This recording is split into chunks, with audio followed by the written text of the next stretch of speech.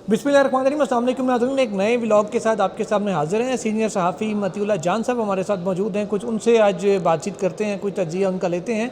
नाज़रीन, इंसान की बहुत सी ननी मुनी ख्वाहिशात होती हैं जो बचपन में इंसान करता अच्छा भी लगता है। बाज़ औक़ात चलें किसी लेवल पे बड़े होकर भी इंसान कुछ ख्वाहिशात का इज़हार कर देता है, कुछ पूरी हो जाती हैं, कुछ नहीं की जाती हैं, कुछ के लिए ज़िद की जाती है। और कुछ ऐसी ही सिलसिला अब इस्लामाबाद में हमने आइनी तरमीम के दौरान भी देखा कि जहाँ पर chief justice of Pakistan justice Yahya Afridi की जानिब से जब अमेंडमेंट हो गई सेनेट से पास, तो उस वक्त इज़हार किया गया कि जी मेरा तो ओहदा ही आपने ख़त्म कर दिया। उसके बाद ये सारा मतलब अटॉर्नी जनरल ऑफ पाकिस्तान वहाँ पहुँचे और जाके उन्होंने, जैसे कल भी मैंने वीडियो में आपको बताया था कि याहिया साहब का पैगाम वहाँ तक भी पहुँचा गवर्नमेंट के तक कि यार ये तो मुझे तो आपने बिल्कुल ही आउट कर दिया। उसके बाद फिर ये हुआ कि तरमीम उसमें मज़ीद की गई, तरमीम के अंदर तरमीम की गई, ये की गई कि जनाब chief justice of Pakistan Yahya Afridi ही रहेंगे जब तक ओहदे पर हैं, इनका ओहदा ख़त्म होगा तो उसके बाद फिर अगला जो आएगा देखा जाएगा कि अमीनुद्दीन खान साहब आइनी अदालत के सरबराह सीनियर हैं या बाद वाला, तो डेफिनेटली फिर अमीनुद्दीन खान साहब अकोमोडेट आखिरी साल में हो जाएंगे। तो दोनों को अकोमोडेट एक तरह से आइनी तरमीम के ज़रिए कर दिया गया। पर्सन स्पेसिफिक सी ये तरमीम थी जिसकी कल कौमी असम्बली ने मंजूरी दी, आज उसकी सेनेट से मंजूरी हो जाएगी। और ये पता नहीं मतीउल्लाह जान साहब से आज पूछते हैं कि ये क्यों हर वक्त कहते रहते हैं कि याहिया आफरीदी बेइख्तियार चीफ जस्टिस हैं। उन्होंने ना सिर्फ आइन अमेंड करवा दिया बल्कि सैफुल्लाह अबड़ो साहब जो फ्लोर ऑफ द हाउस इस्तीफ़ा दे के गए थे, आज दोबारा उनके वोट की ज़रूरत पड़ी है तो उनका हुआ हुआ इस्तीफ़ा भी वापस हो गया। ऑल्दो कि रिटर्न नहीं था लेकिन अनाउंस भी फ्लोर ऑफ द हाउस पे आप करते हैं तो वो इस्तीफ़ा ही कंसिडर होता है, बाद में खाली रस्मी कार्रवाई होती है। तो इतना कुछ तो वो करवा रहे हैं। और इतलात थी कि उन्होंने मतलब बैरून मुल्क भी जाना था लेकिन आज नहीं जा रहे, शायद तरमीम नोटिफाई हो जाए उसके बाद ही जाएं। तो मतीउल्लाह जान साहब, आपको क्यों इतने खदशात थे कि यार इतने बेइख्तियार हैं, इतने बेइख्तियार हैं, अब उन्होंने अपनी पावर दिखा नहीं दी आपको? देखिए, ये अच्छी बात है कि उनको उनका रैंक वापस मिल गया जो उनसे एक छीनने की कोशिश थी। वो ऐसे कि उन्होंने 27वीं यानी तरमीम में हुकूमत ने कहा था कि जो सीनियर तरीन जज होगा फेडरल कॉन्स्टिट्यूशनल कोर्ट और सुप्रीम कोर्ट के चीफ जस्टिस साहिबान के बीच, तो वो चीफ जस्टिस ऑफ पाकिस्तान कहलाएगा। अब तकनीकी एतबार से देखा जाए तो आइनी अदालत के अंदर कौन सा ऐसा जज बतौर चीफ जस्टिस लगाया जा सकता था जो जस्टिस याहिया आफरीदी से सीनियर हो? ये एक बड़ा दिलचस्प सवाल है। मुझे तो जो ख़बरें आपको भी मिल रही हैं वो यही हैं कि जस्टिस अमीनुद्दीन को आइनी अदालत का वो सरबराह लगाया जा रहा था। तो जस्टिस अमीनुद्दीन तो चीफ जस्टिस याहिया आफरीदी से वैसे भी जूनियर है। तो अगर वो जस्टिस अमीनुद्दीन लग भी जाते तो चीफ जस्टिस याहिया आफरीदी ही 27वीं यानी तरमीम के मुताबिक चीफ जस्टिस ऑफ पाकिस्तान कहलाते। मगर चीफ जस्टिस ऑफ पाकिस्तान का ओहदा ख़त्म कर दिया गया था, चीफ जस्टिस सुप्रीम कोर्ट और चीफ जस्टिस कॉन्स्टिट्यूशनल कोर्ट। ये मैं आपको बता रहा हूँ। तो चीफ जस्टिस ऑफ पाकिस्तान का ओहदा तो ख़त्म हो गया था, मगर चीफ जस्टिस जो आइनी अदालत का था वो चीफ जस्टिस ऑफ सीनियर तरीन हो जाता ना। वो chief justice of federal constitutional court होता तो वही चीफ जस्टिस ऑफ पाकिस्तान, उसका रैंक बड़ा होता और वो फाइनल एक अथॉरिटी होती तो वही चीफ जस्टिस पाकिस्तान तो वही हो जाता। लेकिन अमली तौर पे पाकिस्तान का नाम दोनों ओहदों से हटा दिया गया कि किसी को गिला ना हो। मगर जुडिशल काउंसिल की जो सरबराही है वो इन दोनों चीफ जस्टिस साहिबान में से किसी एक सीनियर तरीन को मिलनी थी। अब जुडिशल काउंसिल की सरबराही भी जस्टिस याहिया आफरीदी से कोई नहीं ले रहा था और बज़ाहिर सीनियर कमीशन की भी बज़ाहिर सीनियर तरीन जज भी जस्टिस याहिया आफरीदी थे। तो अब हो क्या रहा था कि जस्टिस याहिया आफरीदी को ये अफसोस हो रहा था कि शायद, क्योंकि काफ़ी उन्हें ताने सुनने पड़ रहे थे सोशल मीडिया पे भी बातें हो रही थी कि उनको शायद डिमोट कर दिया गया है और वो आखिरी चीफ जस्टिस ऑफ पाकिस्तान है इस सुप्रीम कोर्ट के, जो सुप्रीम कोर्ट ऑफ पाकिस्तान तो नहीं है लेकिन उसका सरबराह चीफ जस्टिस ऑफ पाकिस्तान है। यानी चीफ जस्टिस याहिया आफरीदी को अपनी सुप्रीम कोर्ट, अपने इदारे की इज़्ज़त और वक़ार का कोई ख्याल नहीं कि उसके नाम, उसके टाइटल में से पाकिस्तान निकल गया है। उनको सिर्फ अपनी वो ईगो थी, एक अना थी कि भाई मेरा रैंक क्यों जो है घटा दिया गया, मुझे क्यों डिमोट कर दिया गया। उन्होंने इतना बड़ा स्टैंड लिया, चीफ जस्टिस ऑफ पाकिस्तान का ओहदा बचा लिया, आप अभी भी उनसे कुछ नहीं है। देखिए, ओहदा अपना क्या बचा लिया, बात वही है कि वो कोई साहब जो हैं वो तीसरी मंजिल से गिरे, उनकी डेथ हो गई तो उनके बच्चे ने आके उनको टटोला और फिर कहा कि शुक्र है आंखें बच गई हैं। बंदा मर गया है लेकिन वो खुशियाँ मना रहे हैं कि ये आंखें बच गई हैं। तो ये जो इस तरह की इज़्ज़त बचना जो है, मेरे ख्याल में ये कोई इज़्ज़त की बात नहीं है कि इदारे की इज़्ज़त तो ढेले की नहीं रही। आपने अदारा तो आपके मतहत हो गया है اور جو ادارے کا سربراہ ہے وہ اپنے آپ کو چیف جسٹس آف پاکستان کہہ رہا ہے. اب اس میں کیا عزت ہے؟ اس سے زیادہ بے عزتی کی کوئی بات نہیں ہے کہ ایک شخص جو ہے وہ ادارے کا سربراہ ہے اور اس کا ادارے کا جو وقار تھا، جو بلندی تھی، جو عروج تھا، اس ادارے کو ڈیموٹ کر دیا گیا ہے اور شخص کی خواہش پر، شخص کی درخواست پہ اس کو وہ ٹائٹل، وہ جو رینک ہے نا، اس کو پہنا دیا گیا کہ چلیں آپ آخری چیف جسٹس آف پاکستان ہی صحیح. تو کم از کم یہ میں سمجھتا ہوں پرسن اسپیسیفک لیجسلیشن ہے. اور جو ترمیم کے اندر ترمیم لائی گئی ہے اس میں بھی اس کا خاص طور پہ ذکر کیا گیا ہے کہ جو انکمبنٹ چیف جسٹس ہیں وہ چیف جسٹس آف پاکستان کہلائیں گے. تو چیف جسٹس یحییٰ افریدی کا مسئلہ جو تھا وہ سپریم کورٹ کی عزت، وقار اور تاریخ اور اس کا نام اور اس کے اختیار یا جورسڈکشن نہیں تھا. ان کا مسئلہ یہ تھا کہ یحییٰ افریدی کا جو ٹائٹل ہے، جو رینک ہے، جو عہدہ ہے، اس کو تاریخ میں کیسے یاد رکھا جائے گا. کیا اس کو سابق چیف جسٹس آف پاکستان کہا جائے گا یا اس کو سابق chief justice of supreme court کہا جائے گا؟ تو اس حد تک میں سمجھتا ہوں بچے کی خواہش پوری ہو گئی ہے. خواہش پوری ہوئی ہے. یہ بتائیں کہ کل جس انداز میں پرائم منسٹر آف پاکستان نے ان کی شان میں قصیدے پڑھے، جو کہا کہ جناب انہوں نے ہمیشہ ہم سے تعاون کیا ہے اور ان جیسا نہ ڈر بھی، ان جیسا قابل بھی، ذہین بھی، اور کافی سارے الفاظ ان کے لیے استعمال کیے. اچھا، تو جو اتنی قابلیت جب انہوں نے ان کی بیان کی تو پھر تو ان کو آئینی عدالت کا سربراہ اور آل ان آل دونوں عدالتوں کا سربراہ انہیں بنا دینا چاہیے تھا. اتنی قابلیت کے بعد بھی اگر ان کو آئینی عدالت کا سربراہ نہیں لگایا جاتا تو میرے خیال ہے میرٹ کا قتل عام نہیں ہوگا. دیکھیں جو خود پرائم منسٹر نے بیان کیا اور اپوائنٹ بھی ان کی ایڈوائس کے اوپر پریزیڈنٹ نے کرنا. دیکھیں بات یہ ہے کہ شہباز شریف صاحب جو ہیں وہ اگر کسی کی تعریف کریں گے تو کیا اس بندے کو خوش ہونا چاہیے؟ اب یحییٰ افریدی نے کیا تعاون کیا؟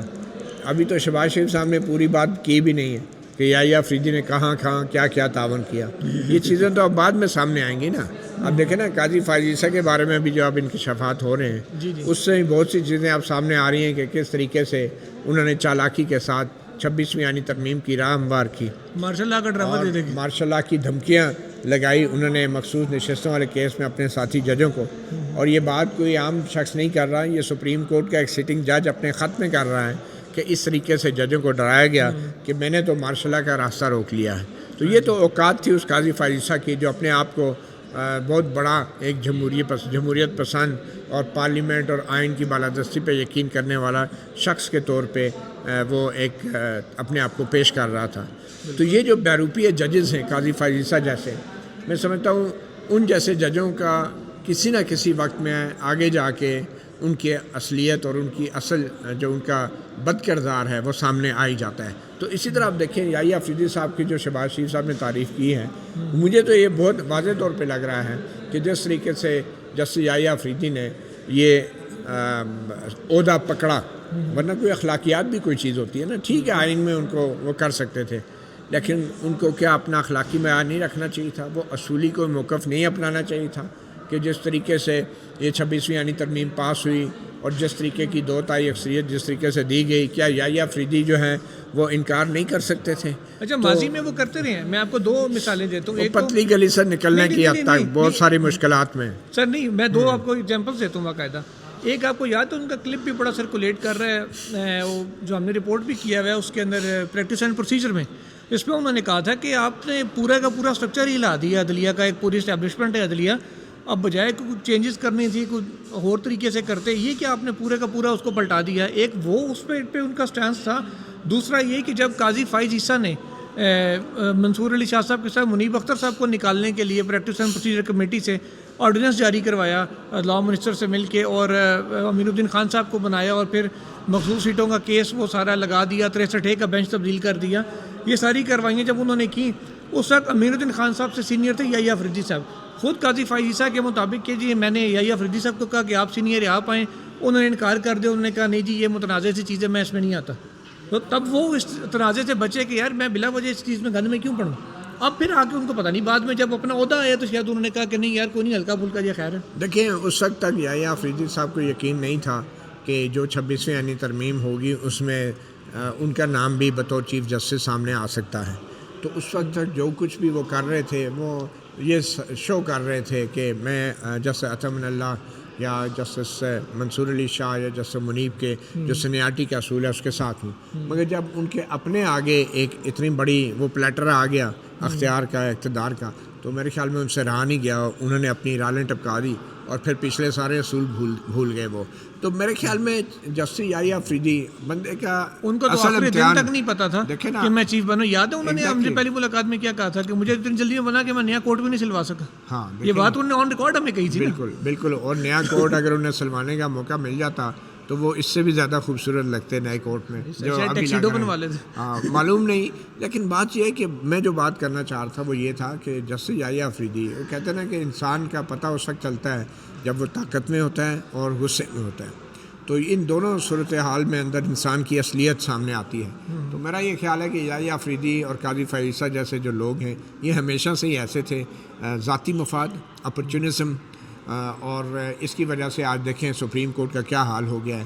سپریم کورٹ جو آج ایک ماتحت عدلیہ بنا دی گئی ہے اس میں دو بڑے جو آخری چیف جسٹس صاحبان ہیں ان میں قاضی فائز عیسیٰ اور جسٹس یحییٰ خان جو ہے یحییٰ آفریدی جو ہے ان کا نام ہمیشہ یاد رکھا جائے گا. ایک یحییٰ جو سکوت پاکستان سکوت ڈھاکہ کے اندر اس کا کردار یاد رکھا جاتا ہے، اور ایک وہ یحییٰ جو سکوت عدلیہ اور سکوت سپریم کورٹ کے اندر ان کا کردار یاد رکھا جائے گا. چلیں کم از کم میں قاضی فائزہ کی حد تک تو کہہ سکتا ہوں کہ میں نے ان کی کبھی سپورٹ نہیں کی تھی. آپ لوگ کرتے رہے ہیں، آپ لوگ معافیاں مانگے آپ سے. میں نے آپ سے کہا نا کہ انسان کا پتہ جب چلتا ہے کہ جب طاقت میں ہوتا ہے اور غصے میں ہوتا ہے تو اصلیت تو اسی وقت سامنے آتی ہے نا. اب دیکھیں نا کل آپ ڈائریکٹر نیوز بن جائیں تو ہمیں کیا پتا آپ کیا کریں رپورٹروں کے ساتھ. نہیں اللہ خیر کرے گا انشاءاللہ. یہاں صدر بن کے کچھ نہیں کیا ممبران کے ساتھ، تو وہاں بھی نہیں کریں گے اگر کبھی عہدہ ملا تو. اچھا متی اللہ جان صاحب، یہ معاملات ذرا ویڈیو کنکلوژن کی طرف جا رہی ہے. صبح سے اطلاعات گردش کر رہی ہیں کہ آج کوئی 2 استعفے آنے ہیں سپریم کورٹ سے. کس کے ہیں، آنے یا نہیں آنے ہیں؟ آپ کے کیا اطلاعات ہیں؟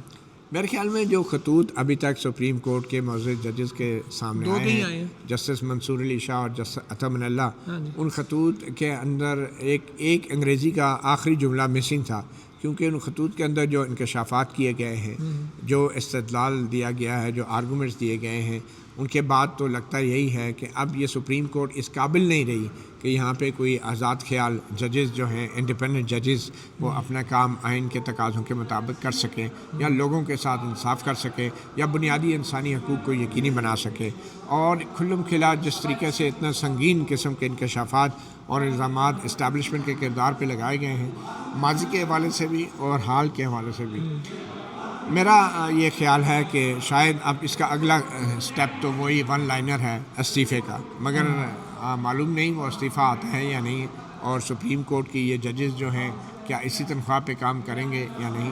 مگر میرا یہ خیال ہے کہ ان کو سامنے آنا چاہیے، اور صرف استعفیٰ کافی نہیں ہے، ان کو باہر نکل کے وکلا کی بھی رہنمائی کرنی چاہیے. کیونکہ اگر وہ واقعی سمجھتے ہیں کہ آئین پہ حملہ ہے، اگر وہ واقعی سمجھتے ہیں کہ وہ آئین کے اپنے حلف کے مطابق آئین کا دفاع نہیں کر پا رہے، تو پھر انہیں بطور جج ہی نہیں، انہوں نے جو حلف اٹھایا ہوا ہے بطور جج دفاع کرنے کا، ان کو بطور ایک انسان، بطور ایک وکیل، بطور ایک سابق جج بھی آئین کے دفاع کرنے سے کوئی نہیں روک سکتا، اور ان کو یہ دفاع جاری رکھنا چاہیے. تو میرا خیال ہے، اور اسلام آباد ہائی کورٹ کے جو معزز ججز ہیں ان میں سے بھی کچھ ججز کو ضرور یہ انتہائی اقدام اٹھانا ہوگا، اور ان کو بھی منظر عام پہ آنا ہوگا، سامنے آنا ہوگا. اور خاص طور پہ سپریم کورٹ کے ججز اس لیے بھی کہ جب یہ استعفیٰ دیں گے تو میرے خیال میں پھر یہ زیادہ بہتر پوزیشن میں ہوں گے عوام کو مزید وہ سچائی اور حقائق بتانے کے جو کہ ابھی تک وہ اپنے ضبط تحریر میں بھی نہیں لائے.